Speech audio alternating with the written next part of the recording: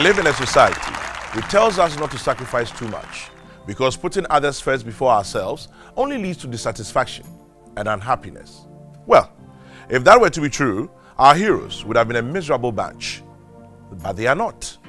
This is because sometimes putting others first is the only way they can put themselves first, especially when their pain is your pain, their smile is your smile, their joy is your joy, and their future is your hope.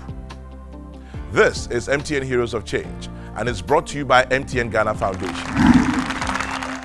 Some people got sick, and unfortunately some people died. It was a scary time. People didn't quite know what to do, and I was no exception. I had never got it before, but any time something that felt like symptoms of COVID came up, I would immediately panic because I was worried about how it would affect me, my family, my job.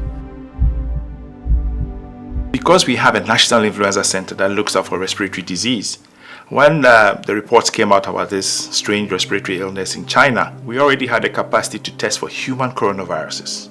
Now, COVID-19 is a novel coronavirus. So already as part of our respiratory pathogen surveillance, we had done some work before looking at human coronaviruses. By the time that the pandemic was declared by WHO, we already had the capacity to do some limited testing for novel coronavirus in our department through our National Influenza Center. Getting logistics to do increased testing was a major problem. Initially, for testing a few hundreds, we were able to manage with taking staff from our research stock. When the National Task Force now set about to do the initial closure of the airport, then we had all those travelers who were quarantined. Those were 1,500, 2,000. We had to test before and after. I went to Noguchi to get tested a number of times, and every time I went there I realized how properly and neatly set up the place was, and how he had isolated the different stations without any unnecessary contact with others, and it was so perfectly organized no matter how many people were there. We had to do quality controlling. We had to ensure that we had enough empty tubes to be able to mix the samples. At the same time, we had to ensure that there were enough swabs, because now we are not testing 100 people, we are not testing 1,000 people, we are testing 3,000 people, we're testing 5,000 people. We ran out of swabs, so we started using sputum, and then we also came up with using saline in the nose as a nasal wash until we could get enough swabs back into the system.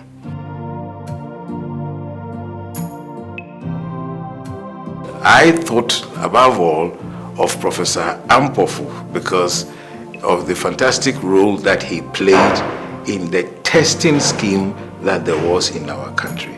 If you take 10 samples, okay, you can aliquot them and they become one. So when you test that single sample, you're actually testing 10 samples.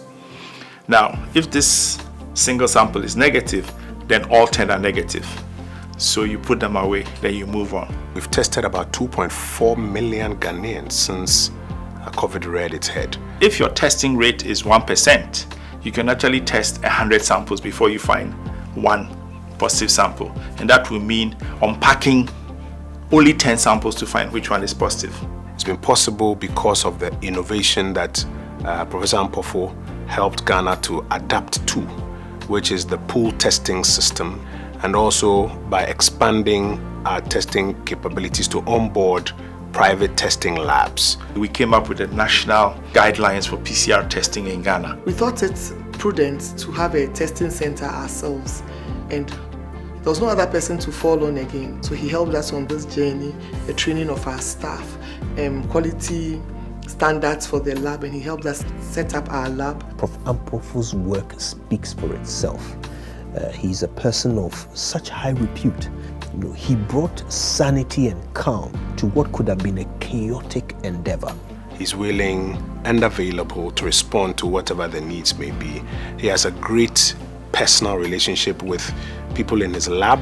Honestly, I don't know where we would be if Prof. Ampofo had not been at Noguchi. Over the past decade, MTN Ghana Foundation has led the way in corporate social investments in Ghana by impacting the lives of over 4 million people in the areas of education, health, and economic empowerment. The MTN Foundation has spent over $16.93 million on more than 157 social development initiatives, brightening lives, making a difference. Today, a reader. Tomorrow, a leader. Here is a story that captures MTN Ghana's efforts in raising leaders with the establishment of a new library, donation of books, computers, and internet facility. What an honor and a privilege it is to be here today to commission a project that started 12 months ago. A project aimed at providing the next generation in the Dansoman community a means to acquire more knowledge and skills, a means to a relevant future. Everyone deserves a bright future. MTN Ghana Foundation, together for good. You're watching MTN Heroes of Change, brought to you by MTN Ghana Foundation.